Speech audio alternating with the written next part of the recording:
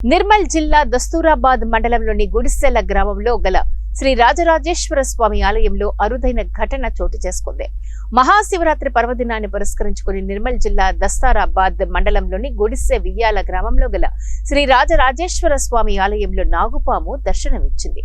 గుడిసేరి యాలలోని ఈ రాజరాజేశ్వర స్వామి ఆలయంలో ఆలయ అర్చకులు లక్ష్మణస్వామి ఆధ్వర్యంలో మహాశివరాత్రి పర్వదినాన్ని పురస్కరించుకొని ఆలయంలో ఉదయం నుండి ప్రత్యేక పూజా కార్యక్రమం నిర్వహించారు. అనంతరం ఆలయ ప్రాంగణంలో శివపార్వతుల కళ్యాణాన్ని అత్యంత వైభవపేతంగా నిర్వహించారు. ఈ సందర్భంగా బుధవారం రాత్రి 12 గంటలకు భక్తులకు నాగుపాము దర్శనమిచ్చింది.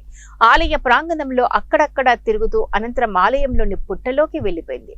ఈ అరుదైన ఘటనను చూడడానికి నిర్మల్ జిల్లా నుండే కాకుండా వివిధ జిల్లాల నుండి భారీ సంఖ్యలో భక్తులు హాజరై నాగుపామును దర్శించుకున్నారు. ప్రతి ఏటా శివరాత్రి రోజు నాగుపాము దర్శనమిస్తుందని ఆలయ అర్చకులు లక్ష్మణస్వామి తెలియజేశారు.